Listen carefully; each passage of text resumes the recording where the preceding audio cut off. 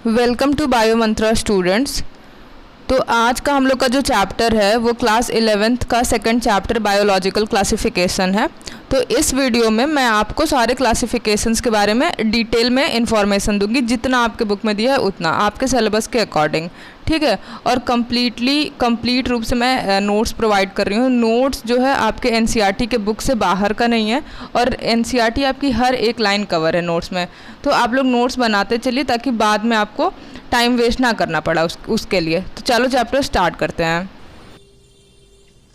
देखो बच्चों, जैसा हम सबको पता है चैप्टर का नाम है बायोलॉजिकल क्लासिफिकेशन।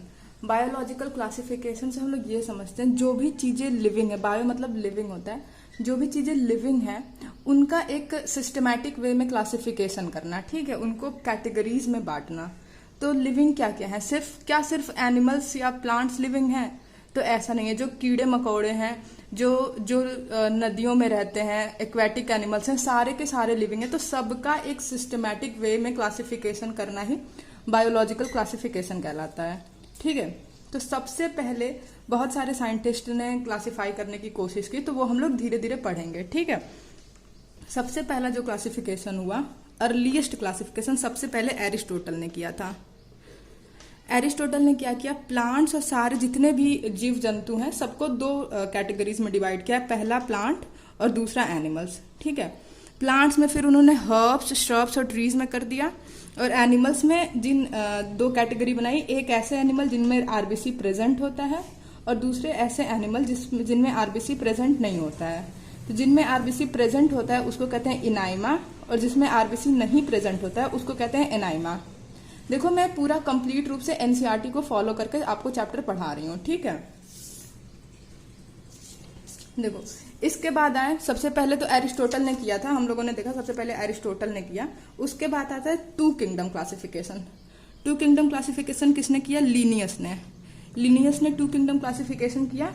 वो सिर्फ प्लांट्स और एनिमल्स में डिवाइड किए, ठीक है। और ये जो टू किंगडम क्लासिफिकेशन ये बहुत रिसेंटली तक यूज हुआ है, क्योंकि अभी भी किसी आप अनएजुकेटेड पर्सन को पूछोगे कि कितने तरह के लिविंग चीजें, तो वो भी यही बोलेगा, एक तो पेड़ पौधे हैं और दूसरे जीव जंतु हैं, ठीक है। मतलब एक ब्रॉड क्लासिफिकेशन अगर आप करोगे तो टू किंगडम क्लासिफिकेशन लिनियस ने बहुत सही किया था। लेकिन फिर उसमें लिमिटेशंस आते गए, तो फिर थ्री किंगडम क्लासिफिकेशन। देखो, टू किंगडम क्लासिफिकेशन में क्या क्या ड्रॉबैक्स हैं, इधर देखते हैं हम लोग। टू किंगडम में क्लासिफिकेशन में ड्रॉबैक्स हैं। पहला तो वो यूकैरियोटिक और प्रोकैरियोटिक में डिफरेंस नहीं बता पाया, यूकैरियोटिक और प्रोकैरियोटिक के एक ही ग्रुप में रख दिया। दूसरा, यूनिसेलुलर और मल्टी सेलुलर ऑर्गेनिजम्स को भी एक साथ ग्रुपिंग कर दी गई, उनमें भी कोई डिफरेंस नहीं बताया गया। और दूसरा, फोटोसिंथेटिक जो कि ग्रीन एल्गी होती है, और नॉन फोटोसिंथेटिक जो कि फंजाई होती है। फोटोसिंथेटिक मतलब जो अपना खाना खुद ही बनाते हैं, और नॉन फोटोसिंथेटिक जो अपना फूड खुद सिंथेसाइज नहीं कर सकते, उनको भी वो एक साथ रख दिया, टू किंगडम क्लासिफिकेशन। फिर उसमें थोड़ा सुधार हुआ और थ्री किंगडम क्लासिफिकेशन आया। तो थ्री किंगडम क्लासिफिकेशन के साइंटिस्ट थे हैकल, और इन्होंने प्लांट्स और एनिमल्स तो अपने जगह रखे, प्रोटिस्टा एक नया कैटेगरी, उसमें एक नया ग्रुप ऐड किया, ठीक है।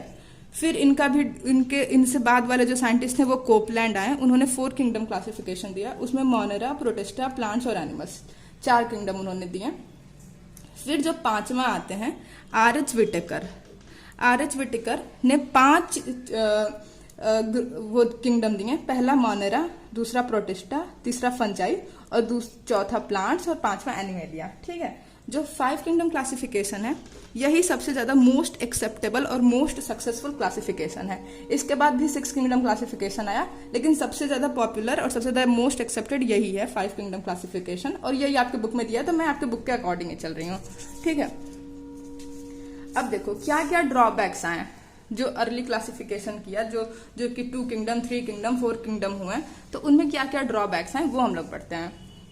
तो पहला ड्रॉबैक ये था बैक्टीरिया। तो देखो, bacteria, blue green algae, fungi, bryophyta, pteridophyta, gymnosperm और एंजियोस्पर्म, इन सबको उठा के क्या किया गया, प्लांट्स में रख दिया गया। और किस बेसिस पे रखा गया कि सबके पास सेल वॉल प्रेजेंट है, ठीक है।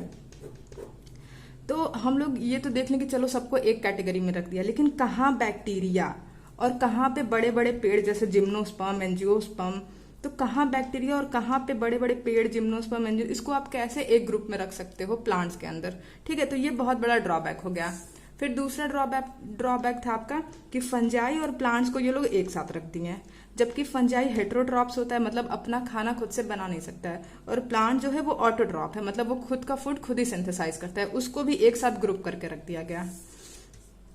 तीसरा था क्लमाइडोमोनास और स्पाइरोगायरा, इन दोनों को एक साथ रख दिया गया, जबकि क्लमाइडोमोनास यूनिसेलुलर होता है, स्पाइरोगायरा मल्टीसेलुलर होता है।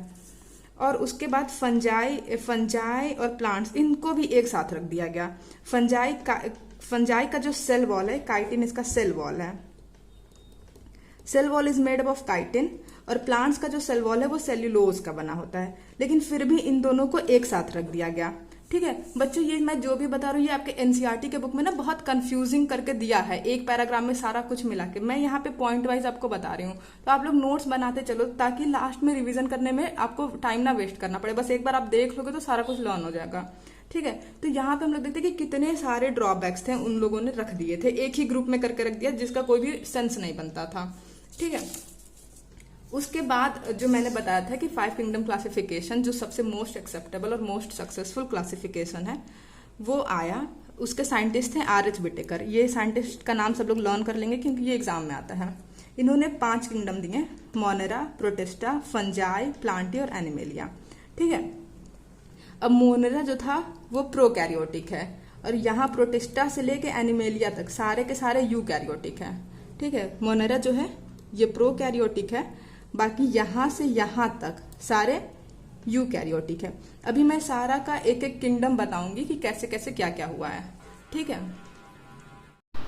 तो यहाँ पे आपका ये वाला लेक्चर खत्म होता है। ठीक है, इसके आगे भी मैं Monera, Protista, fungi, plant, Animalia सारे किंगडम्स पढ़ाऊंगी। ठीक है, तो thanks for watching the video and please like and subscribe to the channel, और अगर कोई भी डाउट हो तो नीचे कमेंट सेक्शन में ज़रूर पूछें।